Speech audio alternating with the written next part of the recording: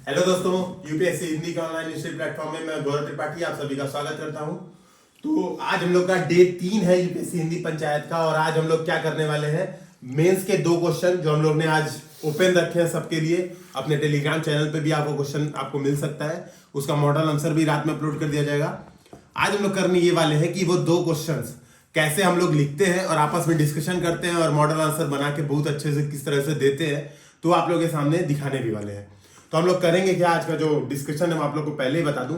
2 question है mains के, मैं क्वेश्चन पढ़ देता हूं पहले ही। पहला प्रश्न है, आप लोग चाहे तो नोट कर लें और टेलीग्राम चैनल पे भी आपको वो क्वेश्चंस मिल जाएंगे। पहला क्वेश्चन है, भारतीय मानसून की उत्पत्ति और क्रियाविधि की संक्षिप्त चर्चा करें। पहला क्वेश्चन है ज्योग्राफी से, ठीक है, जीएस पेपर 1 के। दूसरा क्वेश्चन जीएस पेपर 1 के आर्ट एंड कल्चर से रिलेटेड है। पल्लव स्थापत्य कला दक्षिण भारतीय द्रविड़ मंदिर निर्माण शैली में महत्वपूर्ण स्थान रखता है, इसमें भी टिप्पणी करें। आज का क्वेश्चन ये है, ठीक है। हम लोग ये करेंगे कि पहले एक लोग यहाँ से चारों लोग अपने इस क्वेश्चन को क्या समझे हैं वो बताएंगे, उसकी स्ट्रक्चरिंग या क्या क्या पॉइंट्स लिखेंगे वो बताएंगे, ठीक है। हम लोग ये करने वाले हैं, तो हम लोग स्टार्ट करते हैं। तो पहले कौन बताएगा? निशान दें। पहला क्वेश्चन है, भारतीय मानसून की उत्पत्ति और क्रियाविधि की संक्षिप्त। ठीक है, तो इसमें हम सबसे पहले क्या किया है कि शॉर्ट में फॉर्मेटिंग करते हैं कि भारतीय मानसून की उत्पत्ति के रीजन समझा दिए, ठीक है।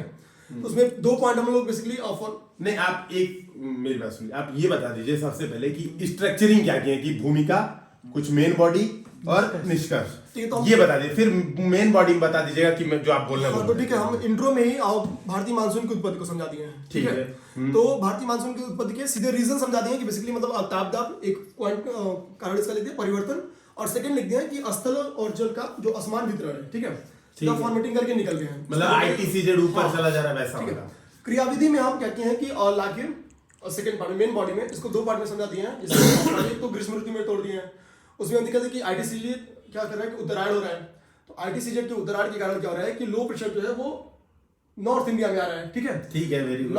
नॉर्थ इंडिया में क्या हो रहा है कि लो प्रेशर जनरेट हो रहा है। इसका रीजन क्या हो रहा है कि जो व्यापारिक पौने हैं वो दक्षिण पूर्वी मानसून बन के भारत में इंटर कर रही है। दक्षिण पश्चिम, दक्षिण पश्चिम, साउथ वेस्ट, सही बोल रहे हैं आप। वो कह रहे हैं कि जा रही है और कोरियोलिस बल से घूम रही है। वेरी गुड, सही है, ठीक है। अब वो क्या है कि फिर मतलब कुल मिला के रीजन है वर्षा होती है, ठीक है। सेकंड पार्ट हम तोड़ के दिखा दिए कि लोड यानी मानसून का परिवर्तन समझा दिए हैं, ठीक है। इसमें पूरा वही रीजन से दिखा दिए कि आईटीसीजेड डाउन आ रही है तो लो प्रेशर नीचे आ रहा है। और रीजन थोड़ा सा मतलब दिखा दें कि बे ऑफ बंगाल से क्या कर रहे हैं कि जलवायु ग्रहण कर ले रही है और लाख कोरोमंडल तट पे वर्षा कर दी गई है। सबसे बड़ी बात आपने ये दिखाया कि लौटता मानसून भी है। Very good. और हम और थोड़ा सा क्या किया कि जेट स्ट्रीम को और एल नीनो को भी समझा दिए हैं, ठीक है। क्योंकि अब देखेंगे कि हिमालय और तिब्बत के हीट होने के कारण क्या रहा है कि वहां पे प्रतिचक्रवाती जो दशाएं हैं वो उत्पन्न हो जा रही हैं। और एल नीनो भी दिखाती हैं, क्योंकि हर बार तो नहीं पर कभी कभी तो इम्पैक्ट तो डालती हैं। तो ये समझा के बस सीधा कंक्लूड करते हैं। तो क्या कंक्लूजन, क्या कंक्लूजन तो लिखे नहीं है, बट मतलब कुछ बताइए, कंक्लूजन बताइए। नहीं लिखे तो क्या लिखेंगे, मतलब संक्षिप्त। अगर हम लोग को सीधे और कंक्लूजन, क्योंकि क्वेश्चन बेस्ड है कि मानसून की उत्पत्ति पे, तो हम सीधे लिख सकते हैं कि मानसून की उत्पत्ति का कोई एक कारण जिम्मेदार नहीं है, जिसमें हम लोग लिख सकते हैं टेम्परेचर, प्रेशर और मतलब जटिल परिघटना, बहुत सारी कई सारी कारण लिखिए मानसून की उत्पत्ति। मैंने जो है मैं बताऊं ना, मैंने इसमें लिखा है कि पहले तो मानसून के बारे में बता दिया कि मानसून वास्तव में है क्या, तो बता दिया। हाँ, तो मौसमी व्युत्क्रमण के साथ वर्षण में परिवर्तन पौनों के साथ जब होता है तो इसे मानसूनी परिघटना कहते हैं। फिर हम बता दिए कि भारत में मानसून कब कब आता है। जैसे मैंने इसको 2 भागों में बताया है कि एक ग्रीष्मकालीन मानसून है और एक निवर्तनीय मानसून या शीतकालीन मानसून है। फिर मैंने बताया कि ग्रीष्मकालीन मानसून जो है वो जून से सितंबर के बीच, और जो निवर्तनीय मानसून है वो अक्टूबर से दिसंबर के बीच चलता है। इसको मैंने इंट्रोडक्शन में थोड़ा सा बता दिया है। फिर मैंने उत्पत्ति के कारण बता दिए, जैसे ग्रीष्म काल में आईटीसीजेड का गंगा के ऊपर ही गंगा के मैदान की तरफ ऊपर बढ़ना।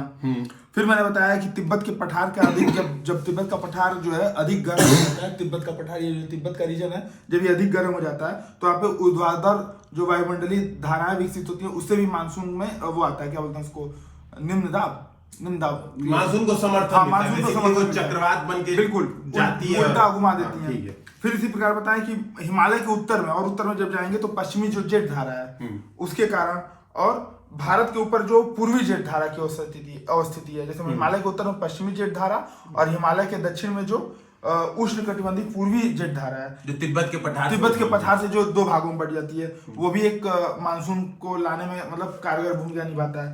फिर बता दें कि पृथ्वी में जो है मतलब भारत का जो स्थल और जो जलीय भाग है, इसके जो गर्म और ठंडा होने के मध्य जो विभेदक तत्व है, मतलब स्थल भाग का भी गर्म होता है, जल्दी जो जल भाग होता है वो देर से गर्म और देर से ठंडा होता है, स्थल भाग जल्दी गर्म जल्दी ठंडा होता है, एक ही कारण है। फिर बता दें कि मेडागास्कर जो रीजन है, वहां पे जो उच्च दाब की जो मस्करीनी खाई जो उच्च दाब की जो स्थिति होती है, एक वो होती है।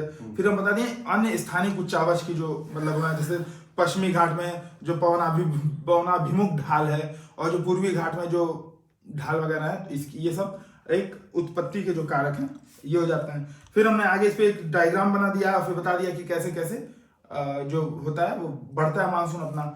उसके बाद हमने इसकी क्रियाविधि बता दी है कि जैसे जून जुलाई में जो आरटीसीजेड है उत्तर में बढ़ता है तो उससे मानसूनी गर्त का निर्माण होता है और उत्तर और उत्तर पश्चिमी भारत में तापीय न्यून वायुदाब के विकास को प्रोत्साहित करता है, यानी कि वहां न्यून वायुदाब को प्रोत्साहित करता है जो खींचता है चुंबक की तरह, ठीक है। इससे उत्तर पश्चिमी मानसून जो आरटीसीजेड का जो विस्थापन होता है इससे उत्तर पश्चिमी दक्षिणी पश्चिमी मानसून आता है, ठीक है। और होता क्या है कि जब यहाँ से जाता है तो फिर कोरियोलिस बल का भी सपोर्ट मिल जाता है जो दक्षिण पश्चिमी मानसून को खींचता है, कोरियोलिस बल घुमा देता है बिल्कुल। फिर इसी प्रकार शीतकाल में जो आईटीसीजेड है वो दक्षिण की तरफ खिसक जाता है, शीतकाल का जो आईटीसीजेड है, इससे पवनों की दिशा उत्तर पूर्व हो जाती है, इसे हम उत्तर पूर्वी मानसून कहते हैं या निवर्तनी का मानसून कहते हैं, ठीक है। फिर हम इसमें कंक्लूजन दे दिए, जैसे ये उत्तर खत्म हो गया, फिर इसमें कंक्लूजन डाल दिए कि हाल ही में जो ये भारतीय मौसम या जो वर्षा का प्रतिरूप है ये बहुत ही तेजी से बदल रहा है, जिसमें जलवायु परिवर्तन, ग्लोबल वार्मिंग, ये सब जो और भी ज्यादा प्रत्याशित जलवायु परिवर्तन से मानसून को जोड़ दिया, ठीक है। इसको और ज्यादा अब हम बता दें फिर आप अच्छा आप ठीक है। तो देखिए मैं बता दे रहा हूँ जो मेन पॉइंट अभी छूट गए कुछ उनको बताता हूँ बात कि भूमिका में मैं क्या लिखूंगा। पहली बात की जो मानसून शब्द है वो अरबी भाषा का एक शब्द है मौसम, उससे लिया गया है, ठीक है। और मौसम का जो अर्थ होता है वो होता है हवाओं का मिजाज, ठीक है, जो कि भैया ने बताया था कि पवनों का व्युत्क्रमण होता है। अब जब हम इसके आगे आएंगे क्रियाविधि में आएंगे तो हम यहाँ बताएंगे कि जब मानसून आता है, ठीक है, तो 2 प्रकार का होता है जो कि बताया गया अभी। इसका एक पॉइंट छूटा है अभी तक, वो यह है कि भारत की जो दक्षिण इलाका है वहां से मानसून 2 भागों में विभाजित होता है और एक इस साइड आता है आपका पश्चिमी तट पर, एक पूर्वी तट पर आता है, ठीक है। तो ये मानसून का विभाजन ध्यान रखना है, हमको भूलना नहीं है, ठीक है। और इसके बाद हमको यहाँ एक बात और बतानी है कि जब हमारा नॉर्थ ईस्ट से मानसून आता है तो ये जो भारत का दक्षिण और पूर्वी तट है वहां पर वर्षा करता है, और जो साउथ वेस्ट मानसून होता है वो भारत के बाकी जो शेष इलाके होते हैं वहां पर वर्षा करने के लिए जिम्मेदार होता है, ठीक है। ये 2 मेन पॉइंट जो छूटे थे अभी। इसके बाद मैं कुछ और पॉइंट बताता हूँ जो कि निष्कर्ष में प्रभावित करने वाले कारक जो थे वो मैं वही लिखूंगा, ठीक है। जैसे अल्नीना, लानीना, इंडियन डाइपोल जो है डाइपोल, ठीक है, और चक्रवात निर्माण, ये सब चीज का मैं कारण दूंगा। निष्कर्ष में क्या लिखूंगा यहाँ पे, निष्कर्ष में थोड़ा सा करंट अफेयर से जोड़ने की कोशिश कर रहा हूँ कि जो मानसून है वो बहुत ही एक अबूझ पहेली होता है भारत की कंडीशन में, कि मानसून के अनुमान लगा पाना बहुत कठिन है, क्योंकि भारत जो है वो पूरा मानसून पर निर्भर है। तो यहाँ पर जो सरकार की एक पृथ्वी मंत्रालय की एक पहल है, नाउकास्ट ऐप है या नाउकास्ट वेबसाइट है, जिसके माध्यम से हम मानसून का पूर्वानुमान करते हैं। और ये बात को मैं निष्कर्ष में डाल करके यहाँ से मैं अपने प्रश्न को उत्तर समाप्त कर सकता हूँ। ठीक है, ये भी है वेरी गुड। हाँ ठीक है, मैं बता दे रहा हूँ मैंने क्या किया। मैंने बेसिकली इंट्रोडक्शन में बताया कि एक जटिल, देखिए पहले मैंने स्ट्रक्चरिंग बता दे रहा हूँ। तो स्ट्रक्चरिंग में एक तो इंट्रोडक्शन है, दूसरी भाग है कि उत्पत्ति बतानी है। अब उत्पत्ति में क्या है, ऐसा कुछ इसमें लिखा नहीं है कि उत्पत्ति बोला, संक्षिप्त चर्चा कीजिए, और लिमिट भी ध्यान रखनी है कि 200 से 250 वर्ड है। तो उत्पत्ति में हम लोग कई चीज बता सकते हैं कि उत्पत्ति के कारक कौन से हैं, कौन से कारक प्रभावित कर रहे हैं उत्पत्ति को। तो कई, अब जैसे उत्पत्ति की एक बात हम लोग करें तो ये भी है कि भाई समुद्र ताप हो रहा है तो वहां से वाष्प ऊपर जा रहा है, ये भी एक उत्पत्ति का कारण हुआ। तो ये चीज डिस्कशन करनी थी उत्पत्ति वाले मेरे हिसाब से। अब इसके बाद जो सेकंड पार्ट है उसमें हम लोग को चर्चा करनी है क्रियाविधि। अब क्रियाविधि में अभी मैं ऊपर बता रहा हूँ, उसका देख के बताऊंगा। क्रियाविधि में ये डिस्कशन मैंने किया है, इस स्थलाकृति का प्रभाव जैसे आगे बढ़ रहा है तो ये जो पश्चिमी घाट है, पश्चिमी घाट से टकरा के एक साइड वर्षा छाया क्षेत्र, यहाँ पे कम वर्षा होती है, और पश्चिम घाट के पश्चिमी भाग पे 300 सेंटीमीटर से अधिक वर्षा। जो 2 भागों में बढ़ के जो एक धारा, जो अरब सागर वाली जो धारा जाती है, ये जो नर्मदा तापी के क्षेत्र में कुछ वर्षा करती है और बाकी अरावली के पैरेलल निकल जाती है, और वो शुष्क क्षेत्र हो जाता है जो राजस्थान वाला है, वो बताया। यहां से घूम के जाती है जो दूसरी शाखा है बंगाल की खाड़ी शाखा, वो जाती है आपका ये जो रीजन है, ये मैं क्रियाविधि डिस्कशन कर रहा हूँ, वो जो नॉर्थ ईस्ट का रीजन है, जो हाँ जो कीपीय आकार का है, कीप क्या आकार का है, तो वहां पे वर्षा कराती है। और ये दोनों जाके मिलती हैं उत्तर प्रदेश के आसपास, उत्तर प्रदेश के वेस्टर्न यूपी के आसपास, तो वहां पे कुछ वर्षा होती है। अभी रही बात बीच के कई भाग अभी सूखे रह जाते हैं, तो वहां पे मैंने ये बताया कि जो बंगाल की खाड़ी में जो चक्रवात बनते हैं वो ITCZ में घुसते हैं और वहां पर वो वर्षा कराते हैं, तो ITCZ की वर्षा वो बता दी मैंने। तो ये डिस्कशन किया है। अब मैंने लिखा ये है इंट्रोडक्शन में, लिखा ये कि एक जटिल मौसमी परिघटना है जो हवाओं का विक्रमण है, अर्धवार्षिक विक्रमण है, ऐसे बताया। उत्पत्ति पे मैंने बताया कि सूर्य का उत्तरायण हो रहा है, ठीक है, तो सूर्य का उत्तरायण हो रहा है, तो सूर्य के उत्तरायण से क्या हो रहा है कि जो ITCZ है वो इंडिया के ऊपर, जो आप लोगों ने लिखा वही मैंने भी बताया, मतलब उसमें कुछ नया नहीं किया है। उत्पत्ति पे प्रभाव डालने वाले कारक अलग से दिखा दिए कि भाई अल नीनो, ला नीना, मेडन जूलियन, ये सब दिखा दिया है। और ये वाला डायग्राम इधर दिखा दीजिए। ये वाला डायग्राम मैंने, ये जो ITCZ वाला है जो उपमहाद्वीप है ना, ये वाला डायग्राम ये बना दिया, बहुत ईजी डायग्राम है, ठीक है। तो ये डायग्राम बना दिया कि यहाँ से ये पौने जा रही हैं और साउथ वेस्ट मानसून बन रही है, ठीक है। तो ये डायग्राम दिखा दिया है। अब क्या किया, क्रियाविधि, तो वही जो अभी डिस्कशन किया कि पश्चिमी घाट, ये अरावली, ये भी चाहे तो डायग्राम बना सकते हैं। और एक चीज जो लिखना था, भूलना नहीं था, उत्तर पूर्वी मानसून आप लोग बताएंगे, मतलब वो मुझे लग रहा था कि जनरली भूल जाएंगे। कंक्लूजन में मैंने, मेरे हिसाब से कंक्लूजन में, ठीक है सबका अलग अलग ही होता है, इन्होंने नावकाश बताया, मेरे हिसाब से ये बताने की आवश्यकता है कि भारतीय कृषि पे मैंने लिख दिया, क्योंकि कृषि आंदोलन बहुत ज्यादा चल रहा है, तो मैंने लिख दिया कि कृषि क्या है कि मानसून पे बहुत ज्यादा प्रभावित हो रही है और मानसून बहुत ही मतलब परिवर्तनशील हो रहा है, तो भारतीय कृषि को मानसून प्रूफिंग की आवश्यकता है, मैंने ऐसे बता दिया। इसमें एक पॉइंट जोड़ सकते हैं कि अभी जो पिछला वर्ष था, आर्थिक वर्ष अर्थव्यवस्था का, उसमें कोरोना के टाइम पे बाकी सभी क्षेत्र जब घाटे में चल रहे थे, तो सिर्फ मानसून के अच्छे पूर्वानुमान के कारण क्या हुआ, कृषि को बहुत अच्छा लाभ हुआ। और कृषि जो एकमात्र सेक्टर रहा है, 3.1% इसमें ग्रोथ हुआ है। कृषि में, जब सब कुछ जीरो था, वेरी गुड। तो सेकंड क्वेश्चन पे चले, तो ये क्वेश्चन इसमें कुछ डाउट तो नहीं है किसी को, हम लोग को तो क्लियर है ना, इजी क्वेश्चन था और पहला दिन था तो हम लोग ने बहुत बेसिक क्वेश्चन पूछा है। सेकंड क्वेश्चन यार ये थोड़ा सा मेरे लिए टफ है, आर्ट एंड कल्चर का है, अपने हमेशा बाउंसर है। ये कौन भैया शुरू करेंगे, भैया का तो आपका, हाँ तो हिस्ट्री बहुत अच्छा है, तो शुरू करिए। और दूसरा वाला क्वेश्चन क्या था, बोलिएगा। दूसरा वाला क्वेश्चन है, पल्लव स्थापत्य कला दक्षिण भारतीय द्रविड़ मंदिर निर्माण शैली में महत्वपूर्ण स्थान रखता है, टिप्पणी करें। ठीक है, अगर हम लोग द्रविड़ शैली को ही चर्चा करें तो थोड़ा सा हम लोग कृष्णा के नीचे का बेल्ट होता है, बस वहीं पे द्रविड़ शैली पाई जाएगी, ठीक है। मतलब द्रविड़ शैली बेसिकली क्या है कि वो साउथ इंडिया में जितने भी मंदिर डेवलप हुए मैक्सिमम वो द्रविड़ शैली में हुए हैं, ठीक है। द्रविड़ शैली के डेवलपमेंट में 4 पीढ़ियां हैं, जैसे हम लोग देखते हैं पल्लव, चोल, विजयनगर और लास्ट में नायक, ठीक है। ये चारों लोग मिलकर क्या किया है कि पूरा द्रविड़ शैली को प्रमोट किया है, ठीक है। स्टार्ट क्या हुआ है कि पल्लव से हुआ और यही रीजन है कि पल्लव पे क्वेश्चन बना है, ठीक है। चोल पे भी हालांकि द्रविड़ शैली में मतलब चरमोत्कर्ष पे पहुंचाने का काम चोल किए हैं, लेकिन चूंकि स्टार्ट किए हुए हैं पल्लव, तो यही रीजन है कि पल्लव की कंट्रीब्यूशन को पूछा हुआ है। तो सबसे पहले तो हम यही दिखा दिया इंट्रो में कि यार कि जो दक्षिण द्रविड़ शैली के मंदिर है वो XYZ मतलब कृष्णा से कावेरी के बीच में पाए जाते हैं और इनकी जो शुरुआत हुई थी वो पल्लवों ने की थी, ठीक है। फिर हम सीधा दिखा दिया कि मतलब पल्लवों ने क्या किया था कि बेसिकली इसको रॉक कट से स्टार्ट किए थे और स्ट्रक्चर्ड मंदिर तक लेके गए थे, संरचना। हाँ, तो सबसे पहले रॉक कट मंदिर बने थे। रॉक कट मंदिर में जो पहला थे महेंद्र वर्मन, ठीक है। तो महेंद्र वर्मन ने केवल रॉक कट में क्या किया था कि बेसिकली और रॉक को काट के केवल मंडप का निर्माण किया था, उसमें रथ नहीं पाए जाते थे, ठीक है। इसका हम फिगर भी बना के दिखा दिया है कि महेंद्र वर्मन ने केवल मंडप बनाए। हाँ, महेंद्र, जैसे ये हो गया अगर हम लोग देख लें कि ये चट्टान हो गया, इसको बेसिकली ऐसे काट के क्या करते थे, एक गर्भगृह बना देते थे और नॉर्मली केवल एक गर्भगृह चट्टान के अंदर होता था और वो पहला रॉक कट मंदिर होता था। सेकंड में आते हैं मामल्य, ठीक है। मामल्य ने क्या किया कि मंडप के साथ थोड़ा सा इंटर क्या कर दिया कि वो रथ मंदिर बनाने लगे, ठीक है। रथ मंदिर में बेसिकली क्या करते थे कि ऊपर से यहाँ से कुल्हाड़ी मतलब कुछ भी छेनी उनी मार के काटना शुरू करते थे और बेसिकली एक रथ तैयार कर देते थे। तो सेकेंड फेज की जो विशेषता वो ये है कि मंडप के साथ साथ रथ भी होते थे उसमें। उसके बाद से इन दो के बाद से जो आगे बनना शुरू हो गया, अब यहीं से वो स्ट्रक्चर्ड मंदिर बनना शुरू हो गया, यानी हम लोग कह सकते हैं कि लैंड में आके ओपन आके मंदिर बनना शुरू हुआ और नरसिंह वर्मन द्वितीय से, जिसको हम लोग राज सिंह भी कहते हैं। अच्छा, एक चीज जो मेरा डाउट, इस संरचनात्मक मंदिर होता है क्या, मतलब ये ईंटे पत्थर से ना, मतलब रॉक कट नहीं, कुछ अभी नया नहीं ईंट पत्थर से बनने शुरू हो गए। तट मंदिर जितने थे उसमें अच्छा, जैसे उत्तर भारत में बोले तो गुप्त काल ने संरचनात्मक मंदिर शुरू किया, जैसे वो देवगढ़ का दशावतार मंदिर, कानपुर का भीतरी गांव, कानपुर का भीतरी गांव मंदिर, जैसे ये संरचनात्मक है क्योंकि बाहर से ईंट पत्थर शुरू से हुआ। जैसे अगर हम लोग महेंद्र वर्मन में मंडप का एग्जांपल ले लें तो जो पंच पांडव मंदिर है पल्लवरम का, वो है मंडप मंदिर है, ठीक है। केवल मंडप वहां पे महेंद्र वर्मन। हाँ, मामल्य वाले का अगर हम लोग एग्जांपल उठालेंगे तो देखो मामल्य वाले में एक एग्जांपल और भी था ना कि चूंकि वहां पे रथ बनने शुरू हो गए थे तो उनके ऊपर स्तूपिका भी मिलना शुरू हो गया था। सब में नहीं लेकिन कुछ में पाया गया स्तूपिका लास्ट में, जैसे एग्जाम्पल अगर देखना है, और एक इसमें खूबी और क्या थी कि रामायण महाभारत और जो पौराणिक कथाएं हो गई जैसे गंगा अवतरण, अर्जुन तपस्या, ठीक है, जैसे वो उसके एक बाण वो कोई था बहुत फेमस बाण, उसको पाने के लिए अर्जुन तपस्या, तो ये सब बेसिकली दिखाया गया है। तो अलंकरण भी है, नहीं गांडीव के लिए नहीं, अरे वो एक बाण कौन सा था, शंकर जी का कोई बाण था, ठीक है, वो महाभारत में इकलौते थे, ब्रह्मास्त्र याद बहुत कुछ याद नहीं एक बाण है वो केवल पूरे महाभारत में अर्जुन के पास था, होगा पाशुपतास्त्र, पाशुपत भैया वो बाण था। हाँ तो बात कर रहे हैं।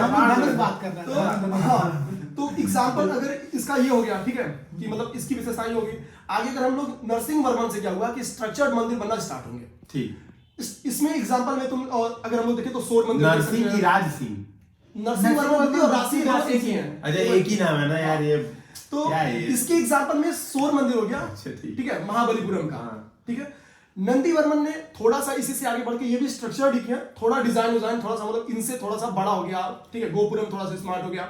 इसका एग्जांपल मैं जाता जैसे कांची का मुक्तेश्वर मंदिर जो है, तो एग्जांपल सबका मतलब एक मंदिर का नाम देना है। अगर एक फिगर यहाँ पे अपन ये दिखा दे रहा हूँ कि जैसे लास्ट में जब मतलब स्ट्रक्चर्ड मंदिर बनना शुरू हो गया तो उसमें चोलों की विशेषता क्या थी कि चोल ने उसमें तालाब और सहायक मंदिर जोड़ दिए। जैसे द्रविड़ की खूबी क्या है कि यहाँ पे सहायक मंदिर पाए जाते हैं और यहाँ पे तालाब पाया जाता है और यहाँ पे एक नंदी की मूर्ति पाई जाती है। बट ये जो चीज थी ना ये चोल ऐड किए थे, तो चोलों ने इसीलिए बोला जाता है कि इसको चरमोत्कर्ष पे पहुंचाया। ठीक है, बेसिकली क्या था कि अगर ओवरऑल पल्लव के अगर ओवरऑल मंदिर देखा जाए रॉक कट से लेके स्ट्रक्चर, तो वहां पे एक वर्गाकार गर्भगृह पाया जाता था, थोड़ा पिरामिडाकार इनका शिखर होता था, स्तूपिका होती थी और इनके सामने कुछ मंडप पाए जाते जैसे महामंडप, अर्धमंडप, नंदी मंडप। यहाँ पे जो नंदी वगैरह आई ये चोलों के पीरियड में, और गोपुरम एक बड़ा होता था। चोलों के टाइम में 2 गोपुरम हो जाएगा, एक पीछे हो जाएगा। अच्छा ठीक है, हाँ। अब सेकंड मैं बताऊंगा इसका आंसर, है ना? हाँ, क्योंकि भाई इधर ये सबसे कमजोर कड़ी है ना, कंटेंट बहुत कम है। लेकिन सबसे अच्छी बात यह है इस क्वेश्चन में 150 वर्ड में लिखना है। तो हम लोग गेम खेल सकते हैं, मतलब ऐसा नहीं है कि हम लोग लिख के ही नहीं आएंगे। मतलब मान लो एग्जाम में हमें नहीं आता, जैसे मैंने वही किया कि एग्जाम में नहीं आता तो कैसे भी बहुत इंपॉर्टेंट है। मंदिर के एग्जांपल्स के लिए पीटी में भी पूछेगा डायरेक्ट एग्जांपल, बिल्कुल पीसीएस में तो डायरेक्टली पूछता भी है। तो मैंने क्या किया, मैंने इंट्रोडक्शन ऐसे लिखा है कि पल्लव काल में मंदिर निर्माण बढ़ा क्यों। तो मैंने वो बताया कि पल्लव काल एक समृद्ध काल रहा है, ऐसा है ना, पल्लव काल समृद्ध तो रहा है, व्यापार होता ही था विश्व में। मैंने लिखा पल्लव काल अपनी समृद्धि एवं व्यापार आदि हेतु महत्वपूर्ण काल रहा है, अतः इस दौरान जो पैसा बचा अधिशेष हुआ तो उसका प्रयोग मंदिर में किया गया। ऐसा इंट्रोडक्शन लिखा, थोड़ा और अच्छे से 20, 25, 15 वर्ड में लिख दूंगा इसको। उसके बाद मैंने बताया कि द्रविड़ भारतीय कला में यह महत्वपूर्ण क्यों है। तो मैंने बताया पहला हेडिंग दिया, इसमें हेडिंग्स दिया क्योंकि पूछा है ना, सेकंड वही पार्ट पूछा है कि स्थापत्य कला क्यों महत्वपूर्ण स्थान रखा है। तो मैंने फिर क्या किया, हेडिंग्स देना शुरू कर दिया कि इस दौरान क्या किया गया, कई शैलियों का विकास हुआ। तो वो जो 4 शैली आपने बताई थी, महेंद्र वर्मन, मामल्ल, राजसिंह, द्रविड़, उसमें फिर 2-2, 3-3 पॉइंट लिख दिए कि जैसे वही जो आप लोगों ने बताया फिर वही पॉइंट है, मतलब इसमें कुछ अलग नहीं है ना। तो मैंने ये बताया कि नंदी वर्मन शैली की क्या विशेषता है, तो वो सब चीजें डिस्कस कर ली। फिर बताया कि इन लोगों ने क्या किया है कि प्रारंभ किया है द्रविड़ भारतीय कला का। ये मतलब एक पॉइंट और हो गया इसमें, भाई शैलियों में ही एक पॉइंट ये हो गया, है ना। संरचनात्मक मंदिर, वो सारे पॉइंट आपने बोल दिए तो फिर से रिपीट करने का कोई मतलब नहीं है कि संरचनात्मक मंदिर बनाए, तटों पे वो तटीय मंदिर बनाए। फिर क्या किया, कंक्लूजन लिख दिया। अब कंक्लूजन मैंने क्या लिखा, वही 150 वर्ड बहुत आसानी से इन 4 हेडिंग्स में खत्म हो गए थे। अब कंक्लूजन लिख दिया कि द्रविड़ स्थापत्य कला भारतीय कला का एक अद्भुत प्रदर्शन है, इसके संरक्षण संवर्धन का प्रयास होना चाहिए। या तो ये लिख सकते हैं, है ना, या फिर चाहे तो जो विदेश नीति है उससे कुछ जोड़ सकते हैं, जो अभी चेन्नई कनेक्ट हुआ था क्योंकि वहां से बहुत धन का प्रसार चीन में हुआ था, इसलिए वहां पे चेन्नई कनेक्ट मोदी जी किए थे। बिल्कुल। तो अब कौन बताएगा, मतलब मेरा ये है। मैंने इसमें लिखा है कि पल्लव स्थापत्य जो है अपने वास्तु और तक्षण कार्य, जो इसके मंदिर थे चूंकि पत्थरों को काटा गया था तो उसको तक्षण कार्य बोला जाता था। तो मैंने लिखा है कि वास्तु और तक्षण कार्यों के कारण द्रविड़ स्थापत्य का आधार है। फिर मैंने इसे बताया है कि पल्लव वंश के विभिन्न शासकों द्वारा स्वरुचि के कारण इसकी 4 प्रमुख शैलियां विकसित हुई जो निम्नवत हैं। फिर मैंने उसमें महेंद्र समूह, नरसिंह समूह और राजसिंह समूह और नंदीवर्धन समूह का बात कर दिया है। एक जो भैया बताए थे कि चट्टान, जो महेंद्र समूह था उसमें चट्टानों को काटकर मंडपों का निर्माण किया जाता था। मंडप ही उस समय के मंदिर होते थे और इसमें संरचनात्मक जटिलताएं नहीं होती थी और प्रायः छोटे होते थे, ठीक है। और एक ये कैंपस में होते थे, मतलब जब आप इसको देखेंगे तो एक कैंपस में, एक ही कैंपस में कई सारे मंदिर होंगे इसमें। सहायक मंदिर जैसा बताए थे हाँ, जो चोल लेकिन सहायक मंदिर नहीं थे, क्योंकि अच्छा। सहायक मंदिर में एक बड़ा और अन्य छोटे होते थे। ये लगभग सब बराबर मंदिर है, तो सहायक मंदिर बोलना उसको सही नहीं होगा, क्योंकि पता नहीं किस कालक्रम में बने हैं। दूसरा नरसिंह समूह आ जाता है, इसमें जो है चट्टानों को मूर्तियों द्वारा सजाया गया, और द्वारपालों की मूर्तियां, गर्भगृह में देवताओं की मूर्तियों का स्थापना, जैसे विष्णु त्रिदेव जो थे, विष्णु महेश और त्रिदेव ब्रह्मा। तो बेसिकली लोग करना क्या कि महत्व जो बताना है कुछ खासियत के साथ एग्जांपल देते हुए एग्जांपल जरूरी है। देवताओं की मूर्तियां गर्भगृह में स्थापित की जाने लगी, और पौराणिक कथाओं का जो अंकन है वो किया जाने लगा मूर्तियों, मतलब दीवारों पर, ठीक है। फिर मंडपों को, चूंकि इसमें रथों के द्वारा विभाजित किया जाता था, रथों को मतलब रथ के द्वारा बनाया जाता था, रथ बना करके, तो इसलिए इन्हें रथ मंदिर भी कहा जाता था। ये राजसिंह में था ना रथ मंदिर? हाँ, नरसिंह वाले में रथ मंदिर दोनों ही सेम है ना? अभी तो बोले आप नरसिंह राजसिंह सेम है ना? नहीं, नरसिंह वर्मन द्वितीय और राजसिंह द्वितीय और राजसिंह से। हाँ तो नरसिंह वर्मन प्रथम, मैं प्रथम की बात कर रहा अच्छा, सही हूँ, जो मामल्य वाले। हाँ मामल्य वाले। बहुत कंफ्यूजन है। प्रमुख मंदिरों में द्रौपदी रथ, धर्मराज रथ, ये सब जो पंच पांडव है, पंच रथ थे, ये सब प्रमुख थे। फिर अगला 7 रथ था ना? हाँ, 5 वो थे, 2 गणेश और एक पिंडारी। बिल्कुल, वो बाद में बने थे, लेकिन चूंकि 5 पंचरथ। फिर अगला है राजसिंह शैली आ जाती है। इसमें वास्तविक संरचना का निर्माण होता है समतल धरातल पे, ठीक है। जैसे महाबलीपुरम का तट मंदिर हो गया, कांचीपुरम का कैलाशनाथ मंदिर हो गया। इसमें पत्थरों को गारों की सहायता से, या फिर जो जिग जैग पैटर्न जो होता है, जैसे क्या बोलते हैं उसको, एक पत्थर के ऊपर पत्थर के जिग जैग जो पैटर्न है, उसे इंटरलॉकिंग किया गया था। अभी जैसे चूंकि मंदिर निर्माण हो रहा है, तो इसलिए ये मतलब जानना आवश्यक हो जाता है, बिल्कुल, क्योंकि उसको बिना गारे से, बिना छड़ वगैरह की सहायता से जोड़ा जाएगा, तो उसमें ये इसका पहली बार प्रयोग दिखता है। फिर आ जाता है अगला नंदी वर्मन शैली, जो इसका चरमोत्कर्ष माना जाता है पल्लव स्थापत्य का। इसमें क्या होता है, मुक्त संरचनात्मक मंदिरों का क्रम में ग्रेनाइट का भी प्रयोग होने लगता है। पहले पत्थर और गारे से जोड़े जाते थे, इसमें ग्रेनाइट का प्रयोग जुड़ जाता है। साथ ही कुछ मंदिरों में शिखर और गोपुरम भी को भी प्रमुखता मिलती है। जैसे बैकुंठ पेरुमल मंदिर है वहाँ पे आप देखेंगे छोटे मोटे शिखर और गोपुरम भी मिलने लगते हैं। फिर मैंने इसको निष्कर्ष में बता दिया है कि समग्रतः पल्लव दक्षिण भारतीय स्थापत्य के पथ प्रदर्शक रहे। आरंभ में पहाड़ियों को काटकर रथ मंदिर संरचनात्मक मंदिर के रूप में द्रविड़ मंदिरों का विकास हुआ, जिससे कालांतर में चोल शासकों के संरक्षण में द्रविड़ मंदिर शैली उभरी। फिर मैंने बता दिया कि बाद में विजयनगर और नायक शासकों का भी इसे संरक्षण मिला। तो मतलब लोग कंक्लूजन में आगे का बता दें कि आगे का विकास क्या हुआ, ये ज्यादा अच्छा कंक्लूजन है ना? हम भी यही लिखे थे। हाँ, मतलब वही है। इसका आधार था और चलो इसको चरमोत्कर्ष पे तो मेरा कंक्लूजन थोड़ा सा दबा हुआ है, मतलब ठीक है, बता सकते हो। ये बताओ गौरव, जो पांडव रथ थे, ठीक है, इसमें किसका किसका नाम था, मतलब किसके किसके वो पांडव के रथ थे? तो पांडव जो मंदिर हाँ, तो कौन कौन थे, किसका किसका? 5 पांडव थे तो उन्हीं के होंगे। नहीं, एक द्रौपदी का था, द्रौपदी का था उसमें, ठीक है। और नकुल सहदेव का एक था। नकुल सहदेव का एक हमको तो 5 पांडव का भी नहीं याद, नाम याद है। सबसे बड़ी बात। अच्छा, उसमें द्रौपदी का था। और धर्मराज, पहले हम भी याद रखें। लेकिन द्रौपदी रथ के बारे में हमको पता था, मतलब अगर ये क्वेश्चन आता था कि द्रौपदी रथ एग्जिस्ट करता है तो वो पता था। और हाँ, गणेश और पिंडारी जुड़ गए। पिंडारी और शिव का भी है ना वहाँ पे? नहीं, और ये लोकेशन है सप्तरथ में नहीं है, सप्तरथ में नहीं है, और लोकेशन है सप्तरथ का महाबलीपुरम। ये सब पेगोड़ा मंदिर जो वो भी में आता है ना? हाँ, सब नहीं, अरे सब ये पैगोड़ा तो मंदिर सब से है, अलग है ना। ये लेकिन पल्लव शैली का ही मंदिर। हाँ, तो वही है, तब सब पैगोडा या सप्तरथ ही उसको बोले जाते हैं, क्योंकि वो पैगोडा जैसे कुछ थे, ठीक है। तो रोहन, अब आप तुम बता दो। तो मतलब सारे पॉइंट यहाँ पर इंक्लूड कर दिए गए हैं, ठीक है। जो मेन पॉइंट ध्यान देने लायक वो ये है कि 150 शब्द में हमको उत्तर लिखना है, ठीक है। भूमिका में हम क्या कर सकते हैं, मैं जो सोच रहा था, मेरा पॉइंट था कि हम ये लिखेंगे पल्लव स्थापत्य कला जो रही है वो मंदिर निर्माण में बहुत महत्वपूर्ण भूमिका रखती है। इसके साथ ही साथ जो भारत की विदेश नीति है, इसमें वर्तमान में इसकी भूमिका देखी जा रही है, ठीक है। चेन्नई चीन के साथ ऐसे लिख सकते हैं, ये चीन के साथ हाल में ये चर्चा में रही है, इस वजह से ये भूमिका हो गया मेरा। उसका फिर मेन पॉइंट कि 4 शैलियां रही हैं जो अभी डिस्कस की गई, ठीक है। सबके एग्जांपल देंगे पॉइंट टू पॉइंट, और क्या क्या खासियत, जैसे कि मंडप किसी में रहा, किसी में गोपुरम का निर्माण हुआ, ठीक है। हाँ, बोलिए सर, बोल रहे हैं। कुछ नहीं, हम लोग नहीं बोल रहे। मतलब बस इसको करके 150 शब्द में कंक्लूड करना है। हाँ, ये अच्छी बात है। फैक्ट याद मेरे हो लिए तो ये सबसे अच्छी बात है कि ये 150 में ही लिख रहा है, तो हो जाएगा। मतलब तब ऐसा कोई दिक्कत है तो 2-4 पॉइंट जो पता है ना छोटा मोटा, हम ऐसे लिखेंगे नहीं जो फंसे। अरे सर, यहाँ पे टिप्पणी करेगा, आप थोड़ा मीनिंग समझा दीजिए मुझे। लोग अच्छा, थ्योरी कर रहे थे, टिप्पणी करेगा मतलब क्या? देखिए, कई चीज होती है, जैसे पहले में भी था, चर्चा करें, टिप्पणी करें। मान लीजिए कोई स्टेटमेंट दिया और टिप्पणी करने वाले लोग लिखते क्या, कोई स्टेटमेंट मान लीजिए दिया हुआ है ना, उसमें हमें टिप्पणी करना है, तो जो अब जैसे यहाँ पे बोल रहा है कि महत्वपूर्ण स्थान रखता है टिप्पणी करें, तो टिप्पणी करने का मतलब आपके ऊपर छोड़ दिया। आप ये भी कह सकते हैं कि नहीं महत्वपूर्ण स्थान रहता बिल्कुल फालतू किया है और कुछ किया ही नहीं इन्होंने।